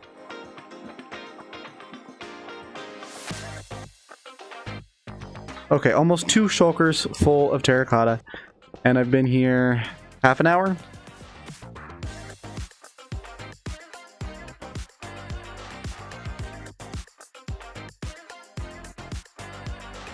Okay, there's the last stack. We officially have 3 right there, 4 and 5 shulkers full of terracotta. Now, behind me is probably where I started, and this is how much I mined. I took an entire slice out of this mesa. I'm sorry, mesa biome, I needed it. Okay, finally made it back home. Let's put 3 shulkers down. These 3 will be red terracotta. And done. Those are all 3 shulkers full of red terracotta. I am praying that will be somewhat enough because I don't ever want to do that again. Orange. Boom. Okay. And that's the orange terracotta. And I was just about to take a break for the night when I took a second glance through the resource list. Red terracotta, orange terracotta. What? I wonder if I have any. I have some. Okay. We were so close to being able to begin building this canyon. We need 2 more shulkers full of a material left, and that is smooth red sandstone. Oh, which means I have to venture all the way back out to the mesa. My mesa biome nether portal is like 1,000 blocks, but I traveled 2 ways. Okay. Back to the mesa. And what may have seemed like a very long, multiple repair trip grind for the red sandstone for me, is a 7-second time lapse for you. Made it back home. My pickaxes, my shovels, everything is repaired again. I've got the red sandstone smelting into smooth red sandstone. ready for us to start filling in the canyon. Which, look at this thing, is going to be no easy task. So that's why I'm splitting this project into 4 segments. The first being the sample, where I fill in one portion of the canyon in its entirety, starting with these circles. Last episode I mentioned them, but I feel like it was a little confusing about it, so I'm gonna fill them in and kind of explain them a little bit more. This not only gives me, but more importantly you, an idea of what the color palette will look like. The next 3 segments are similar, but very important to distinguish. Each segment will be relating to a layer of the canyon. Since this set of ledges is so close to the ground, the palette will be primarily filled with darker colors. This is layer 1, and as we move up the canyon, the next 2 layers will start using more and more of the brighter colors, seen the brightest at the peaks of the canyon. Alright, I just fixed this hill. Okay, I really like that. This pathway, especially, let's say, if we come down here, you can very clearly see this lighter pathway, and even up here you still kind of glimpse it.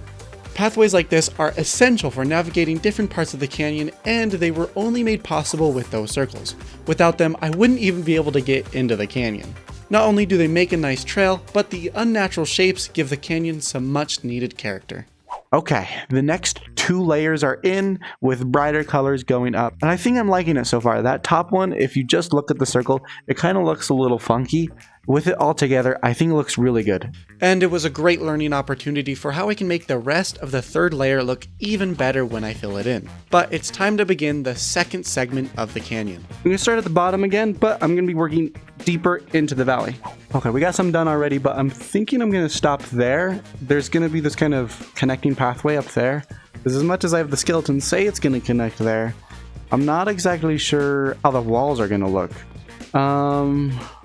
I just had to do so much editing to the wall over here. I decided to make another arch. And now that I have an arch, it seems like such an obvious idea. But when I was building the skeleton here, I wasn't thinking about arches at all. I wasn't even thinking about them being a possibility. I was just making tall walls and cascading cliffs and stuff like that.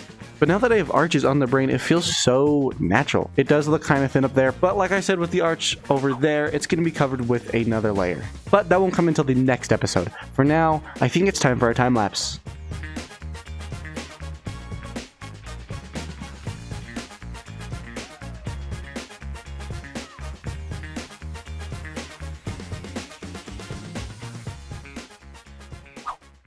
I'd say I've spent the last few hours building this wall, this wall that goes all the way over to there, and down here, an arch.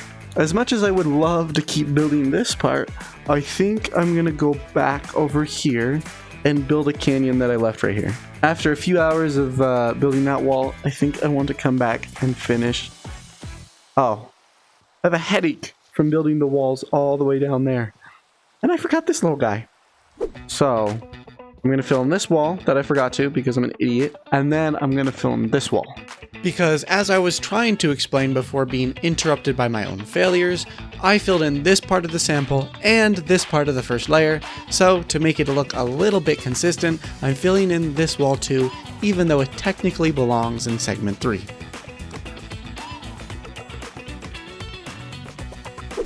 Holy moly, this thing is starting to get filled in. And oh my god, it's starting to look awesome.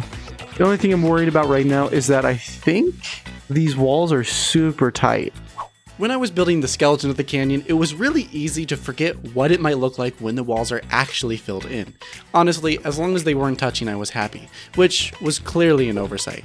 But honestly, I think it should still work out. The other 2 layers still frame the sun in exactly the way I want it, and those walls are still just as gorgeous. That area is finished and we're ready to continue with the bottom layer. I'm definitely going to run out. I'm probably 20% done with the canyon. We're really like 5% done with the entire canyon, but let's ignore that fact. But I'm not out yet, so let's see if I can't at least finish this bottom layer. Wish me luck.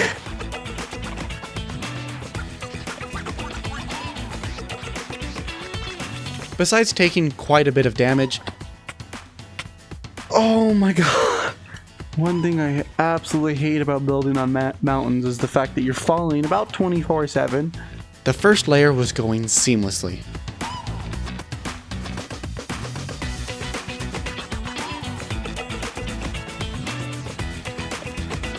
Oh, it's so small. Look at these two little cute circles compared to the rest of the canyon. Little babies.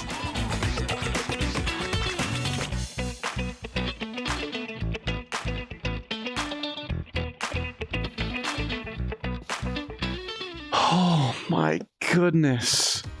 Here it is. The first layer of the left side of the canyon is done. I honestly can't believe that I had enough resources to even get this far.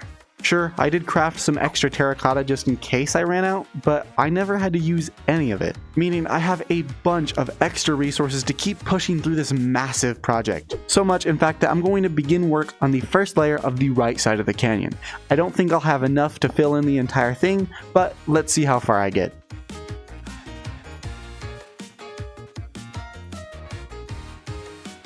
Okay, I've been planning out this bottom little layer and I'm starting to reach right below where I have an indent planned. That little box shape you see right there. But I'm not exactly sure how I'll do it because geologically an indent right there won't really make a lot of natural sense. I don't know if any of that made sense. This overhang I plan to build in layer 2 won't look natural if I build it using the terracotta skeleton as a reference. Instead of it having a natural curve, the overhang will just look like a box taken out of the canyon. You know what? I'm not going to worry about it right now. I still have that wall to finish and this wall to get started on. Let's worry about more important things right now. Like ignoring the overhang and focusing on the walls around it instead. Near the beginning, I didn't do a great job matching the colors with its other half, so I will impale myself if this tall wall doesn't pair well. Yeah, and it matches up with that side pretty well. I think I might just tone it up a little bit as we go further down. But before we do that, I want to get that wall filled in. Should I just fill in that circle too? I was going to wait until the second layer, but now that I'm up here, I think I'm just going to fill it in real quick too.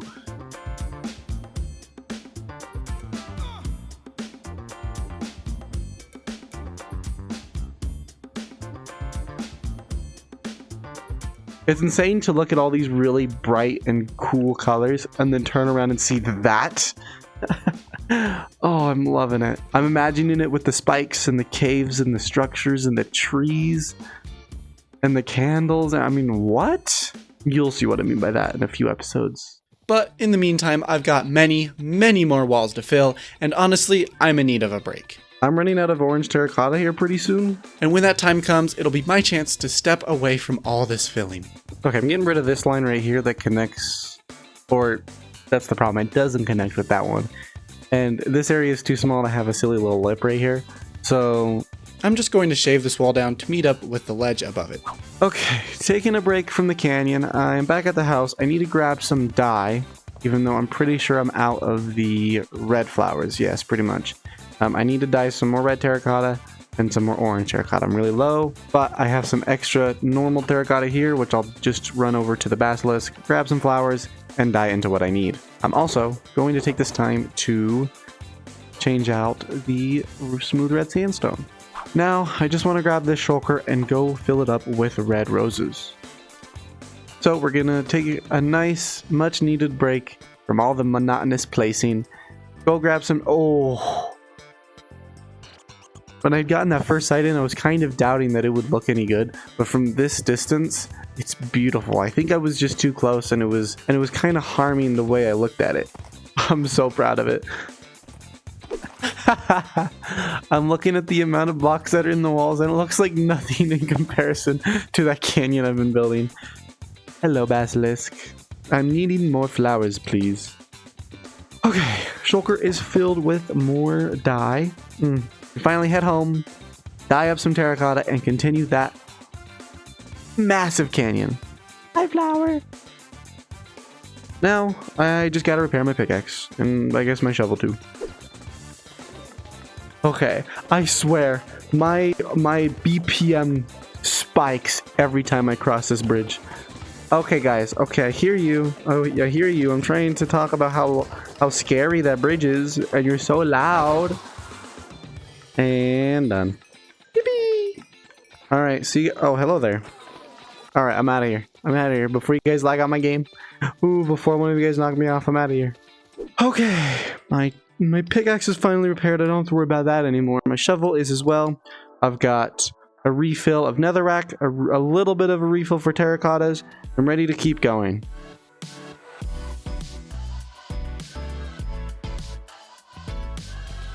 Digging up this hill real quick because I want to be able to have this part of the canyon make contact with the floor. I mean, obviously, sooner or later this isn't going to be floor anymore, but... You didn't think I was going to leave this ground grassy, did you? Whether it becomes a river, filled with fog, or a deep abyss, I'll have to tear away this floor sooner or later. Doing it now will help.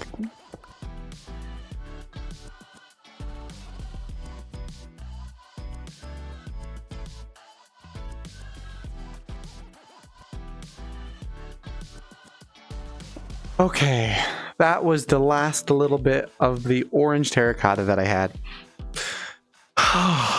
It's kind of disappointing because technically I'm not even done with the first layer of the canyon. I do have a little bit extra terracotta that I could dye, but 8 blocks isn't going to get me anywhere. So I'm going to run back to the mesa biome and grab more terracotta. Oh my god. I did it. I did it. 5 full shulkers of terracotta. Well, that's about how much more I cut out of the mesa biome. Okay, I gotta repair my 2 pickaxes, and then I have to go get nether brick and nether rag.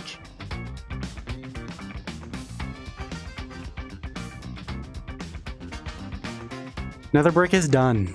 Gotta go all the way back to where I was mining the netherrack and fill these 2 shulkers up.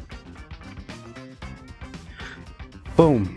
Netherrack. And on my way back to the mushroom, I realized I was running out of food. So once I got back home, I rode Flower up to the estate. Oh, villagers. How are you guys doing? It's been a long time.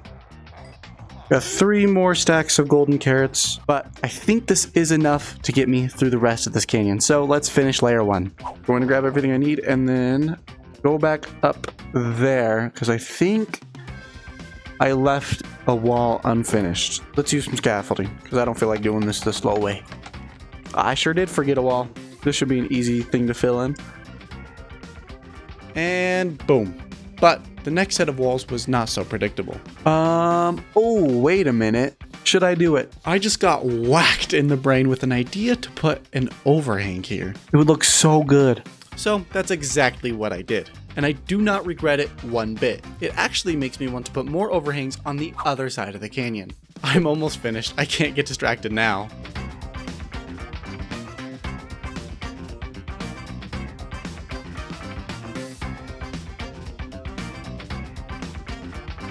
All right. Hi guys, please don't come over here. I have some talking I need to do. Layer 1 is done. I did make a few adjustments to the canyon. I even filled in some of layers 2 and 3. I know that kind of broke my rule of separating the video into 4 segments, but my brain didn't really like it when there was gaps in between walls for some reason, so I just filled those in. But something feels off about this canyon. It's the arch. Now, I don't mean I want to get rid of it. I think it looks beautiful. It's that leg of the arch. I mean, would that be called a leg? It doesn't matter. That leg of the arch looks funny. And I think if I move the base of it to that ledge right there, so it creates the arch here instead of back there, the silhouette of the arch will look so much better. I wonder how many times I've said silhouette while building this canyon. Anyway, that will be saved for layer 3 of the canyon when I actually finish the arch. As for today, I've run out of time. Thank you for stopping by, and I sincerely hope I've made this boring wall-filling experience as entertaining as possible for you guys. Next time, I'll be filling in layer 2 where I'll be adding a couple extreme overhangs. Make sure to check that out.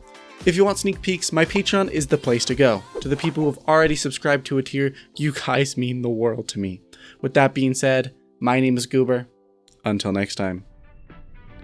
April 10th, 2024. Exactly 1 year after I posted my first video, I recorded the last segment of episode 7, which I didn't even realize until I wrote this part of the script.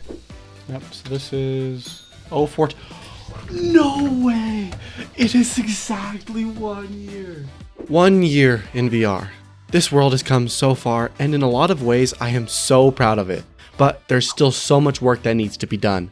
The terrain around my house has been needing some attention for a very long time. This canyon is still in its early stages. I mean, I can't even walk on it, and don't even get me started on the mega base I haven't even begun to plan out, besides a prototype I made for a 4-second clip in episode 2. All this and much more that has been collecting dust for far too long, so it's time for me to get back to the grind. I've had so much fun the past year, and I can't wait to get back to work on the canyon. If you enjoyed this supercut, please consider checking out my Patreon. I just recently added some high quality wallpapers for both your computer and your phone, showcasing most of the builds you've seen in this movie. Your support would mean the world to me and means I can worry less about advertisers and sponsors. A giant thank you to those of you who have subscribed already. Oh my god. On a less appealing note, I might have to step away from YouTube. I have some things cooking in my personal life, and putting time towards recording, editing, and designing thumbnails is becoming increasingly difficult, so my uploads might slow down or stop entirely, but I do hope to see you another day. With that being said, my name is Goober. Until next time.